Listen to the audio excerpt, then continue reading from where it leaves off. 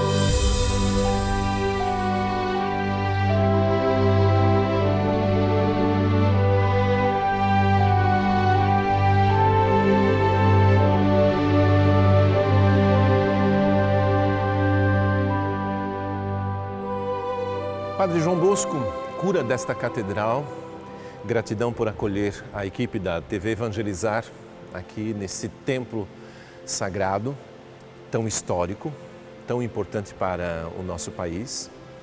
E agradecendo, como já faço de costume, a primeira pergunta. O que nós poderíamos destacar desta igreja? Primeiro eu quero agradecê-lo muito pela presença hoje em nossa igreja catedral, mas eu destaco duas coisas. Primeiro, as colunas, a beleza dessas colunas que nos dá uma inspiração de sustentáculo. E depois as capelas laterais, né? Capelas laterais. Laterais que indicavam muito essa vida também religiosa, não somente a beleza arquitetônica, mas a vida religiosa, as missas que aqui eram celebradas nas capelas, né? Então indica também uma religiosidade muito grande. E essa beleza dessas capelas e dessas colunas, então engrandecem mais a vida dessa catedral. E para o senhor, que o senhor já celebra há tanto tempo aqui dentro, quando o senhor vem rezar, quando o senhor entra nesta igreja, o que mais o chama a atenção? É impossível, Padre Anísio, entrar nesta igreja sem deixar de olhar para o crucifixo. Foi a primeira coisa que eu vi também. A primeira coisa, né? Quando você entra que olha justamente o crucifixo, lembra sobretudo do esvaziamento. Cristo, esvaziou-se a si mesmo e para uma doação. Mas só que eu olho para o crucifixo e não vejo simplesmente a dor, mas eu vejo a ressurreição. O crucificado nos leva à ressurreição. O crucificado é o ressuscitado é o crucificado. É o mesmo, não se separa jamais. E o que mais nós podemos destacar do presbitério? Olha, nós podemos destacar também as chamadas estalas, não é? Estalas. E além das estalas, o altar. A simplicidade, a grandeza, não é um altar pequenino, é um altar grande e, sobretudo, a sua simplicidade. E o senhor falando do altar, eu já pergunto da vida pastoral.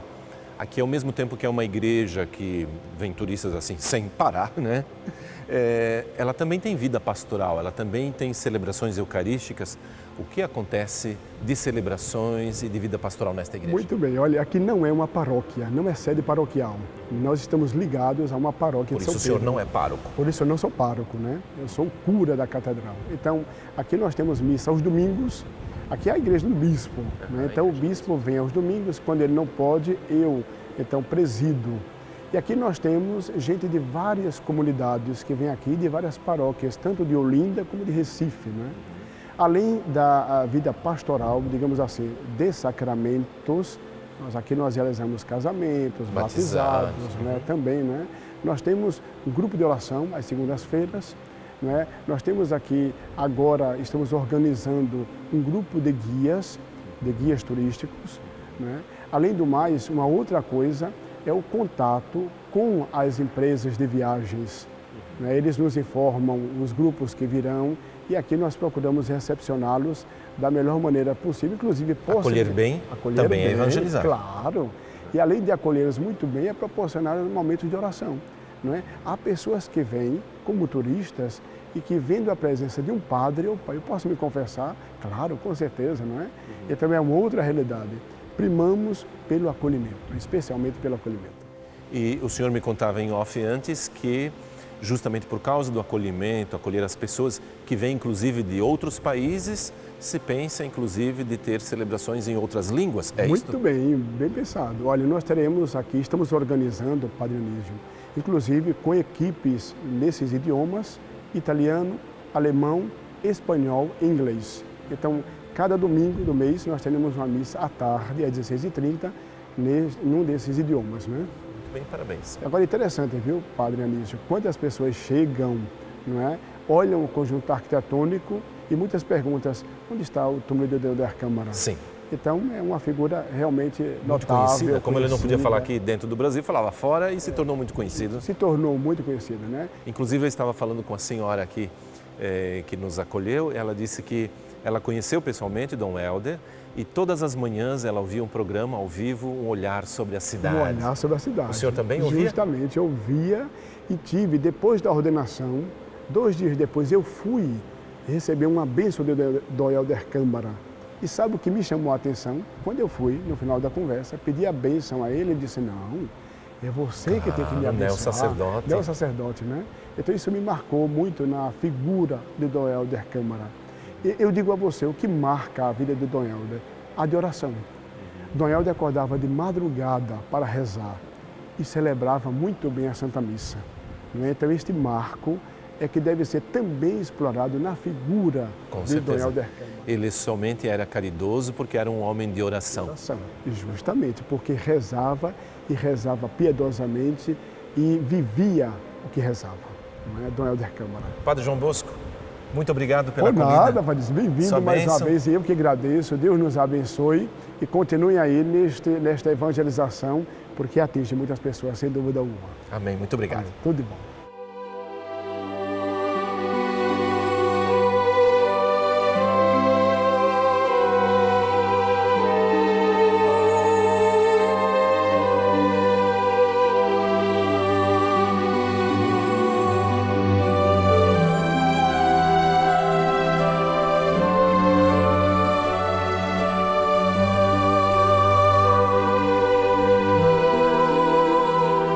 Everton Ângelo, você é seminarista aqui da Arquidiocese de Olinda e Recife e fez um trabalho de conclusão, já concluindo a teologia, sim, sobre a cátedra. Nós estamos numa catedral e por isso nós temos a cátedra. Sim, sim. Vamos até ela para você falar um pouco dessa cátedra?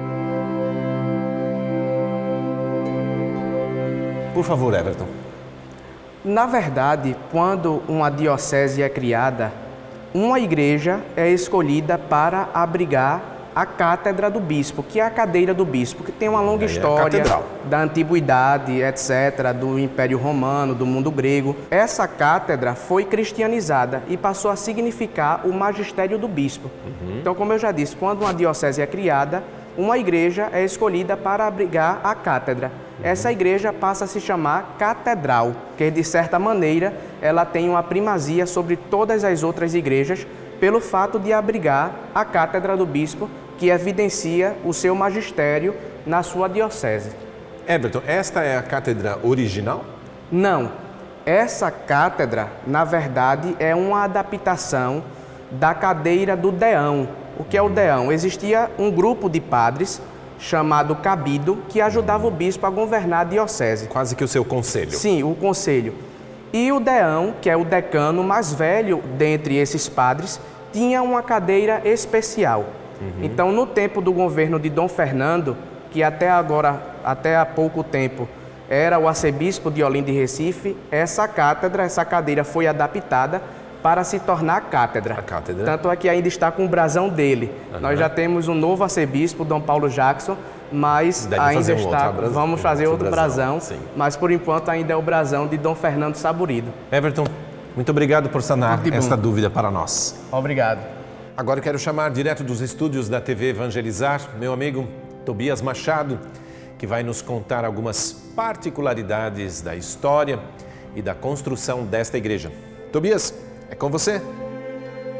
Muitíssimo obrigado, Padre Anísio. E vamos juntos? Vamos juntos investigar essa igreja. Estamos em Olinda, a segunda cidade mais antiga do Brasil, fundada em 1537. Lugar de povo acolhedor e de belezas naturais exuberantes.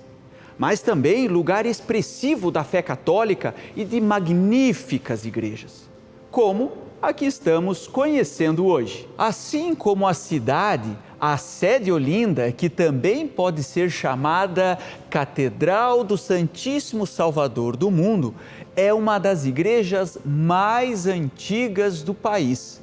Sua construção teria sido também em 1537, a mando do donatário Duarte Coelho, que assumiria uma das capitanias hereditárias no Brasil. Instalou-se na região onde atualmente é o estado de Pernambuco e fundou a então Vila de Olinda.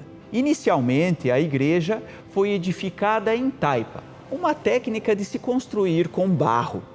Alguns anos depois, passou por uma grande intervenção, de modo a deixá-la como a principal igreja da recém-criada Prelazia de Pernambuco, que havia sido instituída por ordem do Papa Paulo V em 1614. Porém, 16 anos mais tarde, em 1630, a igreja foi quase que destruída em sua totalidade após um incêndio provocado por invasores protestantes. De modo que ela, por muitos anos, não foi mais do que uma ruína no cume da cidade. Neste momento da história, é possível ter a ideia do estado da edificação por meio das pinturas do holandês Frans Post, que retratou a Igreja do Santíssimo Salvador do Mundo devassada. Com a libertação de Pernambuco em 1654, o templo passa a ser reconstruído. E havendo a criação do Bispado de Olinda, a igreja é elevada à condição de catedral em 1676, ocasião em que sua segunda torre é edificada. Na sequência da história, a catedral passa ainda por mais intervenções, que por vezes deixou-a praticamente inidentificável. Finalmente, nos anos 1970, restituiu-se seu aspecto original, maneirista do século XVI. Nas igrejas, a arquitetura maneirista dá prioridade às construções de plano longitudinal com espaços mais longos do que largos, geralmente com a presença de cúpula central. Aqui, na Catedral Santíssimo Salvador do Mundo, há a presença da cúpula no presbitério, justamente sobre o altar. Ela possui uma abertura ao centro que, por meio do lanternim existente acima do telhado, contribui para a iluminação pontual, direcionada, enfatizando ainda mais a centralidade da mesa da Eucaristia, que é, no espaço litúrgico, o próprio Cristo que se dá em sacrifício. E já que estamos falando do presbitério, olhem que interessante a composição das belíssimas estalas. São de tirar o fôlego. Estalas são esses conjuntos de cadeiras que possuem espaldar alto, destinada aos eclesiásticos e que comumente eram encontradas nas igrejas antigas, especialmente na Capela Mor ou nos coros. Aqui ainda vale ressaltar os preciosos altares, que juntamente com seus respectivos retábulos, formam uma composição artística inigualável. Um deles com a imagem da Imaculada Conceição e outro contendo o tabernáculo com o Santíssimo Sacramento, que contém maravilhosa composição das talhas com douramentos e tons de vermelho e azul. Agora, deixa eu te contar um segredo. As sacristias dessas igrejas que remontam os princípios do Brasil são sempre surpreendentes. Poderia dizer que são sempre soleníssimas. Aqui, na sede Olinda, vemos um importante arcaz, o móvel com gavetões onde se guardam os paramentos e demais utensílios para a missa, também chamado de arca. Uma bela pintura central no teto, em meio à composição singela e pura de piso rústico e paredes brancas. Trata-se da mesma composição que vemos nas 3 naves da igreja e que a deixa sóbria e leve. O forro atual é abobadado em madeira com sequência de janelas que formam o clerestório, que tem por função garantir a iluminação da nave central. Podemos dizer que seu interior preserva características típicas quinhentistas. Finalizo falando de sua composição externa. A igreja possui um generoso adro que possibilita a reunião dos fiéis antes e depois das celebrações e confere à composição arquitetônica a possibilidade de perspectiva à sua fachada, que possui 3 imponentes portas e um belo óculo ao centro do frontão. A arquitetura branca de volumetria que se alterna em função das diferentes alturas, nave central, naves laterais, torres e presbitério, circundada pela mata e tendo como pano de fundo o azul do mar que se confunde ao azul do céu, oferecem um belo e perfeito contraste da obra da criação com a obra da criatura. E é por isso que eu sempre digo, por esta obra, por estarmos conhecendo igrejas e por tudo,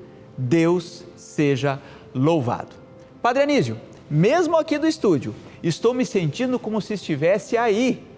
Então mostre para nós um pouco mais de toda essa beleza. Oh, linda igreja, não é mesmo, Tobias? Muito obrigado pela participação toda especial. E você vai ver depois do intervalo uma entrevista com a historiadora Gisele Medeiros. Teremos contemplação, oração e muito mais. Fique conosco.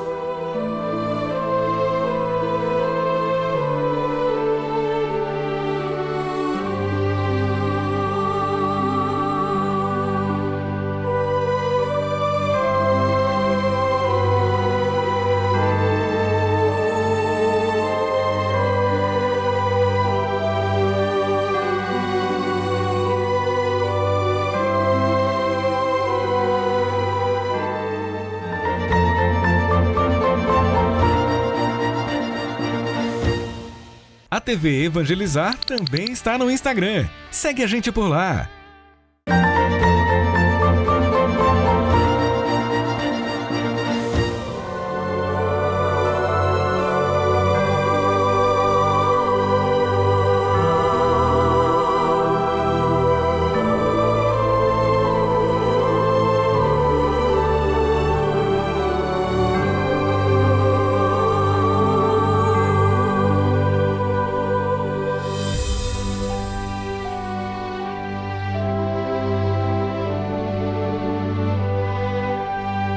Gisele Medeiros, historiadora. Sim. Gratidão também por estar conosco hoje nesse programa todo especial, nesta catedral. Obrigada pelo convite. Gisele, o que nós podemos então destacar desta igreja? Essa igreja é uma das mais antigas de Olinda. Ela foi criada em 1540. Na verdade, é uma das mais antigas do Brasil. Do Brasil, exatamente. Não é a mais antiga de Olinda, mas é uma das mais antigas. E ela foi criada quando Duarte Coelho ainda estava por aqui. Essa igreja ela já foi reconstruída inúmeras vezes. Os holandeses estiveram aqui em Pernambuco em 1630 e aí em 1631 essa igreja ela foi incendiada, assim como Olinda toda foi incendiada. E aí essa igreja ela passou por várias reconstruções. A reconstrução pós os holandeses aconteceu no ano de 1669. E daí muitas coisas que nós temos aqui remonta desse tempo. Mas obviamente essas coisas elas foram reestruturadas, foram restauradas, reformadas. Roubadas, exatamente. E estas colunas, Gisele? Essas colunas elas remetem exatamente do ano de 1669, elas são do estilo jônico. São 12 colunas, lembrando os 12 apóstolos. Os 12 apóstolos. Essa igreja, ela tem uma curiosidade, ela é a única catedral que ainda está no lugar onde ela foi construída. Então, por mais que ela tenha passado por diversas reformas, mas ela ainda está no lugar inicial. Ela tem um estilo maneirista que mistura o Renascimento e o Barroco. Então, aqui a gente pode pegar toda a leveza, a graciosidade do Renascimento. A simplicidade também aí. Exatamente. Essa igreja é uma das mais simples de Olinda. Veja só, a catedral é a igreja mais simples. E aqui a gente pode perceber alguns tons dourados, já lembrando do Barroco, né? O Barroco, ele esteve muito presente aqui nas nossas igrejas, aqui em Pernambuco, porque quando o Barroco chegou por aqui, Pernambuco ainda era um estado bem rico por causa da cana-de-açúcar. Verdade. Gisele, agora algo pessoal para você, que é historiadora, entrou várias vezes nesta igreja, o que mais a chama a atenção? Eu amo a simplicidade dessa igreja. Ela se diferencia, ela se destaca em relação às outras exatamente por ser um lugar muito simples, um lugar muito bucólico, que ainda remete aos tempos de Duarte Coelho. Dizem, inclusive, que foi aqui, nessa colina, que Duarte Coelho olhou para essa cidade e disse que linda situação para se construir uma cidade. Exatamente. Então, todas as vezes que as pessoas vêm aqui, todas as vezes que nós viemos aqui, a gente tem essa relação, né, com a fundação. Eu, particularmente, sinto que estou ainda no século XVI. Gisele, muito obrigado. Obrigada Parabéns, também. parabéns pelo seu trabalho e linda igreja mesmo. Belíssima.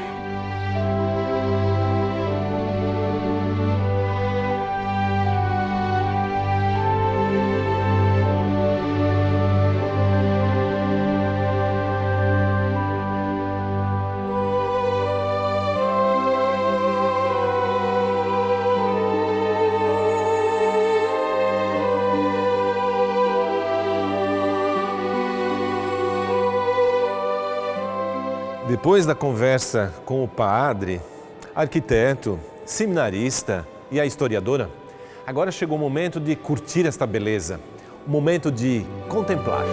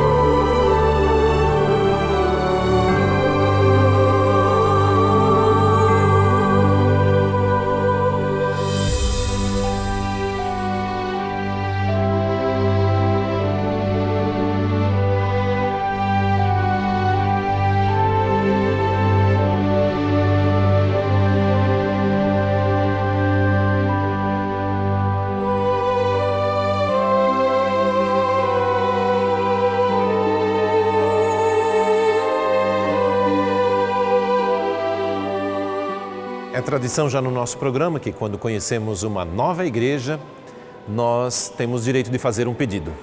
E esta é uma igreja toda particular, toda especial. Não só aqui em Pernambuco, mas para todo o Brasil, para a nossa história. E daqui então, diante do Santíssimo Sacramento, nós queremos elevar a nossa prece. Rezar pelas pessoas que pediram as nossas orações. Faça também o seu pedido. Eu tenho um pedido hoje todo especial. Faça o seu também. Oremos juntos.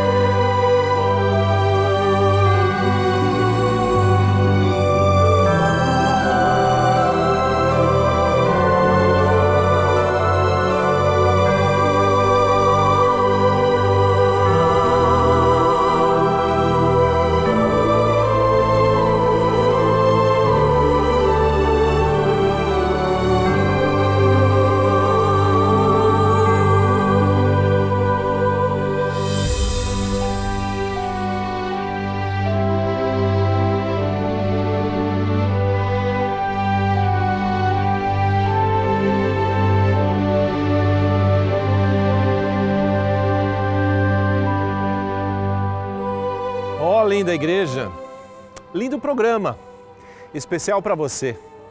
Muito obrigado pela sua audiência. Compartilhe com seus amigos se você gostou também. A você, o meu abraço e a minha bênção. Shalom.